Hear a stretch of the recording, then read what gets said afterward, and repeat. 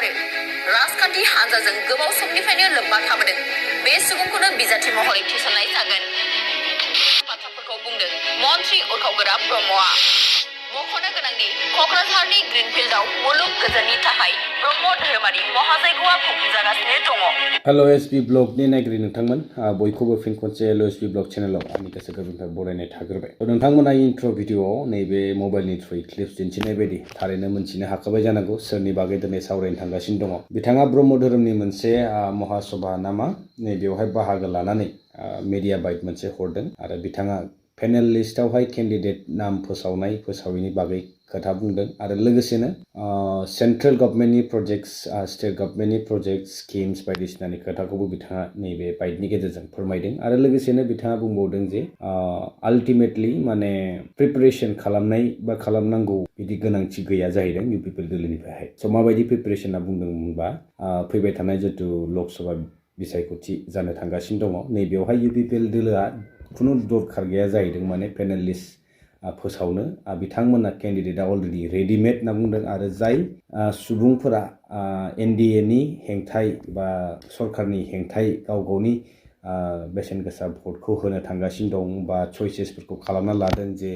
बबे दोलोखौहाय नायबिजिरनायनि गेजेरजों लाबोनांगौनि बेफोरनि खुनु ओंथि गैला जाहैदों। माने बिथाङा बुंदों जे थोंजोङै बयबो NDA सापर्ट खालामजानाय दोलोफोरखौनो सायख'नांगौ होननानै बिथाङा फोरमायदों। आरो आबुङै सावरायलांनायनि सिगां नोंथांमोननो बिथाङा मा बुंमारनायमोन नैबेखौ सफा दिन्थिलांनानै आरो बेनि बागै सावरायनो थांगासिनो दङ। नोंथांमोना जों भिडिअ जोबजासिम थाफायोब्ला गासिबो खोथाखौहाय बुजिजोबनो हागोन। स' बिथाङा मा बुंनाय नैबेखौहाय आं नोंथांमोननो दिन्थिनि। जोंना फोसावबा नाङा बे अपोजिसनफ्रा बिदिनो प्रिपारेसन जानो थाखाय पेनेल बानायलायनांगौ जायो। जोंनाव पेनेल नाङा। जायफोर गेलेनो थाखाय लुबैदों बिसोर गासिबो कम्पिटेन्ट। एबाथ' जोङो कम्पिटेन्सिखौ नायगोन। हानायमानि माने जायफ्रानाखि खुंथायावबो एसे आइडिया दङ, जायफ्रानाखि भारतनि संबिजितखौ मोजाङै बुंनो हायो, जायफ्रानाखि भारतनि आयेनफोरनि सायाव गियान दङ, जायफ्रानाखि सामाजिक लेभेलाव समाजनि मोजांनि थाखाय खामानि मावनायनि मोनसे एक्सपिरियेन्सबो दङ आरो हानजाजों गोबाव समनिफ्रायनो लोब्बा थाबोनाय मानसिफोर दं, बिसोरनिफ्रायनो जानाया मोजां होननानै जों सानो। ओंखायनो जोङो सानसे साननैनि गेजेरावनो बेखौ फोसावहैगोन आरो जोंखौ लानानै बारा खर' सानो नाङा। नेट फिल्ड दङ। अके, स' जोंखौ लानानैहाय खर' सानो नाङा माने अपोजिसनखौहाय बुंदों थोंजोङै बिथाङा आरो बिथांमोना रेडिमेड फिल्ड दंखायो होननानैबो बुंदों आरो कम्पिटेन्ट सासे केन्डिडेट बिजाथि जायनाखि संबिधानखौहाय फरै बुंनो हानाय माने स्पष्टयै बुंनो हानाय सालाय बिजौआवनो नांनानै थानाय माने थिगानो दङ, जोबोद मोजां चइस। नाथाय बेफोरबायदि केन्डिडेट जे बुंदों बिथाङा दङ आरोना समाज सिबियारि, रायजो राजाखौ अनग्रा अनसुलि बिजाथि आरो रायजो राजाफोरजों अनसायजानाय। थारैनो बिथाङा बेफोरबायदि जि फोरमायदों जोबोद मोजां नांदों आरो जोंबो बयबो लुबैयो बिदिनो बिजाथिखौहाय फोसावनांगौ आरो जाहाथे बिथाङा इन्डिपेन्डेन्टलि खुनु माने गोजौ लेभेलनि पार्टिजों बा एलायन्स पार्टनार पार्टिफोरजोंहाय नाख्रेबजायि, नासयजायि, गादबजायि हारिनि थाखाय सिन्था खालामनानै मावनो हानाय बिजाथि बयबो लुगैयो नङा होमबा? नों आंबो लुगैगोन, जों बयबो लुगैगोन आरो जों बेखौ सापर्टबो खालामगोन आरो बेसिमहालागै मोजां। आरो बिथाङा बुंदों जितु रेडिमेड होननाय ओंथिखौसो आं मोनथियासै। पलिटिक्सआबो माने आजिखालि राजतन्त्र बायदि रेडिमेड थाखायो नामा? फिसालानि उनाव फिफानि उनाव फिसालानि उनावहाय बिनि फिसाला जालांनाय बायदि माने रेडिमेड थाखालायनाय बिदि खोथा। जियानो हक गणतान्त्रिक देशआव बयहाबो गणतान्त्रिक अधिकार दङ गाव गावनि बिजाथिखौहाय सायख'नायनि, गावनि बेसेन गोसा भटखौ होनायनि आरो बे गाव गावनि चइस मोजां गाज्रिखौ बिजिरनायनि गेजेरजों नोंथांमोना सोरनाव होयो बे खुनु माने सोरबा प्रेसाराइज खालामनायजोंहाय नोंथांमोना दा थांखा। आंनि साननाय बे बाखि नोंथांमोननि सायावसै। आरो दंबावो ससे माखासे आरो मा बुंबावदों बिथाङा नोंथांमोना खोनासंनो हाबावगोन। भारतनि साफ्रोमबो मानसियानो प्राइम मिनिस्टार लुबैयो। सिम्पल जे क'क्राझारावबो इउपिपिएलनि जाय केन्डिडेटआ NDA नि केन्डिडेट जानानै मित्रजोटनि केन्डिडेट जानानै गेलेगोन बेयो देरहालांबासो प्रधान मन्त्रिया नरेन्द्र मदि जानायावबो मदद हैनो हागोन, अब्लासो बिनि लाब जागोन। थ' बिनि हेंथायै जायफ्रा सानो बिसोर लुबैयाखै जे बाहाय डेभेलपमेन्ट जाथों, बे प्रधान मन्त्रि जाथों। मानगोनां उरखावगोरा ब्रह्म बिथाङा रायजो राजाफोरनि गाव गावनि बेक्तिगत फिलिंसखौहाय जोबोद मोजाङै स्टाडि खालामबाय नामा? दिनै नों आंनि फिलिंसखौबो बिथाङासो दिनै फोरमायनानै होबाय जे रावबो लुगैयाखै दिनैनि समाव जे नरेन्द्र मदि बिथांनि मानगोनां प्राइम मिनिस्टारनि हेंथायै थांनो बा थांनांगौ माने चइसआनो गैला बिथांनि मथेब्ला दिनै जोङो थोंजोङै मोजांबाबो गाज्रिब्लाबो जों मेगनजों नुनानैब्लाबो नुयै बायदि जाना थानांसिगोन थोंजोङै माने एनडिए सापर्ट खालामनाय गावसिनि दोलोखौ रिजनेल दोलोखौ बा जोंनि इउपिपिएल दोलोखौ माने जों थोंजोङै बै बिजाथिखौनो भट होनांसिगोन बिदि जायो नोंथांमोना मा बुंनो सानदों नैबेनि बागै स' नैबे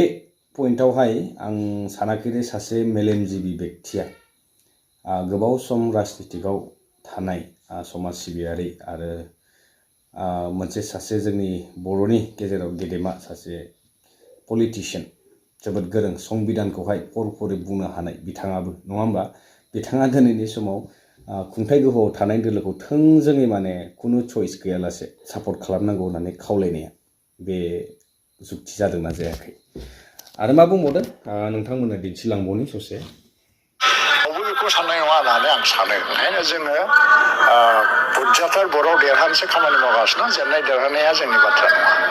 मिडियायाव बुंबाय थाग्रा मानसियाथ' लिमिटेड मानसिया बुङो फेसबुकाव बुंबाय थाग्रा मानसि देरहानाय जेननाया जोंनि बाथ्रा नङा देरहानाय जेननाया रायजो राजानिसो बाथ्रा जागोन बियो रायजो राजायासो बिजिरगोन फैबाय थानाय समावहाय सोरखौहाय भारतनि प्रधान मन्त्रि हिसाबै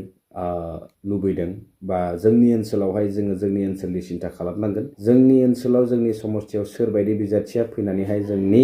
थाखाय मोजां खामानि मावनो हागोन बा जोंनि डेभेलपमेन्टनि सिन्था खालामगोन जोंनि हारिनि रैखाथिनि थाखाय सिन्था खालामनो हागोन बा जोंनि जौगानायनि थाखाय सिन्था खालामनो हागोन स' नैबे डिसिसनखौहाय जोंसो लानांगोन नङा होमबा जों बेवहाय थोंजोङै सोरबा खुंथाय गोहोआव दिनै सेन्ट्रेलाव उमुक दोलो दं होननानै जोंथ' दिनै ब्लाइन्डलि बेखौहाय थांनानै सापर्ट खालामहैबाथ' जानाय नङा जों दिनै निजेनो बिजिरग्रोना नायनांगोन जे बबे दोलोजों बा बबे बायदि बिजाथिखौ सोरबायदि बिजाथिखौ जोङो सायख'योब्ला जोंनि थाखाय साबसिन बा हामसिन जागोन नाथाय सासे गोरों बेक्तियानो जुदि दिनै थोंजोङै मेगन मोसेबनानै जेरै बिथाङा बुंबोदोंमोन बिटिआर रेकर्ड जानाय समावहाय मानगोनां डिआर नाब्ला सार बिथाङा मेगन मोसेबनानै फोथायनानै जोंखौ फोथायनानै जोंनि माहारियारि आफादखौ फोथायनानै जोंनि रादाय होनायनि जोंखौ फोथायनानैहाय बिथाङा सुक्तियाव साइनखौ होदों होननानै बुंनाय बायदि जों आरो फिन खनसेबाव बेबायदि बुरबुक जाफिनबावनोसै नामा जियानो हक बिथाङा आरो मा बुंबावदों माखासे गोलाव खोथा बुंबावदों माखासे गभर्नमेन्ट स्किम्सनि बागै बिथाङा बुंबावदों बेखौबो नोंथांमोननो दिन्थिगोन दा दिनैहाय इन्डियान इन्डिपेन्डेन्सआव टटेल जेसेबां जादों बेखौबो क्रस खालामहैबाय बे एसिभमेन्ट नङा जाय फ्रि कचिंनि जि बेबस्था खालामदों दा इउपिएससिआवबो थांगोन दा डक्टर इन्जिनियारनि थाखाय कचिंनि बेबस्था लागासिनो दं नाम्बार्स अफ माने students getting admission in the doctor engineer बेबो नाम्बारा क्रस खालामहैगोन 75 इयार्सनि माने रेकर्डफोरखौ फार्स्टिं लामा सामायाथ' नोङो गभर्नमेन्ट अफ इन्डियानि प्रजेक्ट आसाम गभर्नमेन्टनि प्रजेक्ट दा बिटिसि ओनसोलाव लामानि जेंनाफ्रा फ्राय जोबनायनि लामायाव दङ एफा आल'सो थालांबाय लोगोसेयैनो दिनै फाइनान्सियेल डिसिप्लिननि बाथ्रा दं बिपिएफनि समाव फाइनान्सियेल डिसिप्लिना टटेलि जिर' जालांदों बिसोर परिकल्पना बा आसननि मोनसेबो नायदो जेने हमनानै लादो दिनैहाय फिसाब्लाबो अनसाय बिथांखि बा आइ अनसाय बिथांखि बा गियान सोरां बिथांखि फिन रोदोमखां बिथांखि बे बिथांखिनि दारै फैसा एमाउन्टआ खमब्लाबो जे सोलांबाय थादों बे जाहैबाय मोनसे कन्टिनिउवास प्रसेस आरो बिपिएफनि 17 बोसोराव बेबायदि कन्टिनिउवास प्रसेस सोलिनाय खुनु बिथांखि गैया खारन थानाय मोनबा गभर्नमेन्टआ कन्टिनिउवास प्रसेस बेखौ गोरलैनो सोलायनो हाया जेरै सोलायनांगौआनो जायाखै बेबायदि खुनु प्रसेसआनो गैया बेवहाय दा दिनैहाय आसाम गभर्नमेन्टआ अरुनदय लादों नेक्स्ट गोदान गभर्नमेन्ट फैयोबा बेखौ जुदि बन्द खालामनांगौबा केबिनेट डिसिसन नांगोन नोङो एसेम्ब्लियाव पास जानांगौ जागोन अरुनदयल' नङा दस्रा स्किमफोरखौबो खिन्थु केन्सेल खालामनो थाखायबोथ' स्किमा थानांगोन नङा होमबा बिदि स्किमखौबो जों मोनाखै केन्सेल खालामनो नागिरनांगौ मोनाखै जोङो दानि काउन्सिलाव हाग्रामाया मा स्किम स्टार्ट खालामलाङामोन थ' बेयो मोनसे मा होनो बिदिखौ माने आन्डारस्टेन्डिं लेभेलाव माने एखेबारे टेम्परारि बेसिसाव खामानिफोरखौ मावलांदों बिसोरो खुनु पार्मानेन्ट मोनसे मोजां आसनि बिसोर स्टार्ट खालामलाङासै थ' जायनि थाखाय दिनै डेभेलपमेन्टफ्रा गैया जादों मेडिकेल कलेज जों मोनबाय गंनै मेडिकेल कलेज मोनबाय जों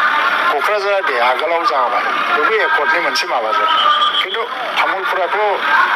जोंनि गभर्नमेन्ट फैनायनि उनाव खुनु आन्दलनबो जायाखिसै दिनै फाग्लादियानि सायाव बाल्टी रिभारनि सायाव तामुलपुर टु मुसलपुर बारलाय थांलाय फैलाय लामा हान्थिनायाव गंब्रै गंबा लामानि जेंनाया 17 बोसोराव गंसेबो जोबाखै जों फैनायनि उनावहाय बाहाय गंब्रै लामा माने बिल्डिं जाबाय मा होनो ब्रिज जाबाय बे ब्रिजनि थाखाय दिनै मुसलपुर टु तामुलपुरनि थांलाय फैलाय हान्था मेलानि राहाया ओरैबायदि जोबलांबाय दा जोङो आलादा आलादा साननायफ्रानो जोबलांलायबाय दा जोंनिहाय प्रत्येकटा MLA समस्तियाव आसाम माला हाबदों आसाम माला माने गिदिर गिदिर लामा कौटि कौटि थाखानि आंनि बाक्सानि सापागुरि समस्तियावबो बरमा ओरैहाय मुसलपुरनि कासिसिमफ्राय 24 किल'मिटार लामा आसाम माला टुलेन माने गुवार आरो थ' बेबायदि लामा हाबगासिनो दं बरमानिफ्राय तामुलपुरसिम दमदमा जानानै आसाम माला हाबदों क'क्राझाराव दङ आरो चिराङाव मैया दाखालिसो SPCLनि मोनसे फाउन्डेसन जाफैबाय गासै जिनिसफोरखौ नायोबा मोनसे सिस्टेमेटिक डेभेलपमेन्टआ दासो जादों फाइनान्सियेल डिसिप्लिन गैया मिसरुल गैया खिन्थु बै BPFनि समनि 17 बोसोराव फाइनान्सियेल डिसिप्लिन होननाय जेबो गैया बेखौ केगनि रिपर्टआबो क्लियार बुंखाजोब्बाय आरो खोनाबाय रायजो राजा नोंथांमोन 17 बोसोरखौहाय जोबथारनायाव फिन खनसे लाफिनथारबाय आं जिहेतु नोंथांमोननो गोबाव समनिफ्रायनो बुंबाय थादोंमोन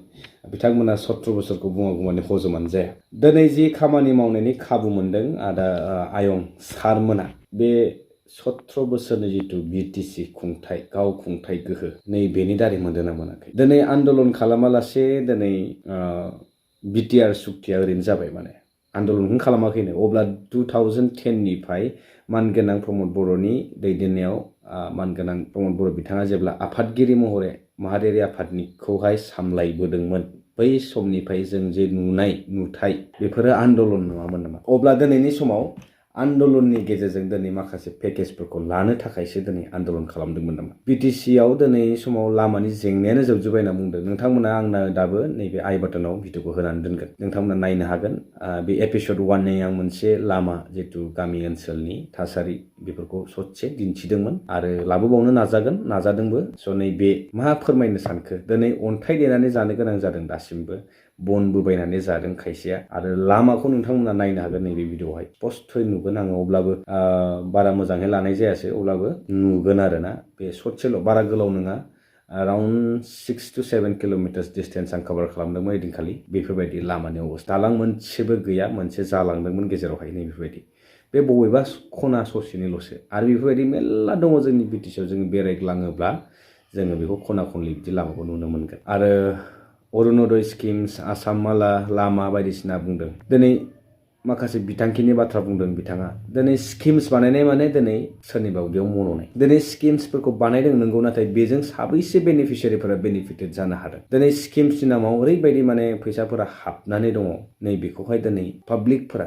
बेनिफिसियारिफोरा थारैनो बेखौ एक्चुअल महरै बेनिफिटेड जामारदोंना जामाराखै नैबेबो एसे साननो गोनां बाथ्रा जानानै फैदों आरो बाखि रायजो राजा नोंथांमोननि सायाव आं हगारना होबाय आं बारा बुंथ'ला नोंथांमोना भिडिअखौ नुबाय आंनि जे बुंनांगौ आं बुंबाय आरो जे बिथाङा बुंलांबाय जा मानगोनां उरखाव गोरा ब्रह्म मानगोनां मन्त्रि आसामनि बिथाङा मा फोरमायखो मा बुंलांखो सोर माबायदि बुजिखो प्लिज कमेन्ट्स खालामहरनो दाबाव कमेन्ट बक्सआ जेब्लायबो अपेन आरो आं जितु थांनाय भिडिअआवहाय मोनसे WhatsApp नाम्बार शेयार खालामदोंमोन फिन खनसे नैबे भिडिअआवबो डिसक्रिप्शनाव आङो WhatsApp नाम्बारखौ होनानै दोनगोन जाहाथे नोंथांमोना गावनि ओनसोलनि माबाफोर खौरां मेसेज हरनो दङब्ला बा भिडिअ फुटेजफोर हरनो दङब्ला नोंथांमोना नैबे WhatsAppनि थ्रुयै आंजों डाइरेक्टलि कन्टेक्ट खालामहरनो हागोन स' बिदिब्ला दिनैनि भिडिअआ नैबेसेनोसै आरो लोगो मोनसिगोन नेक्स्ट टाइम टिल देन स्टे टिउन बाय बाय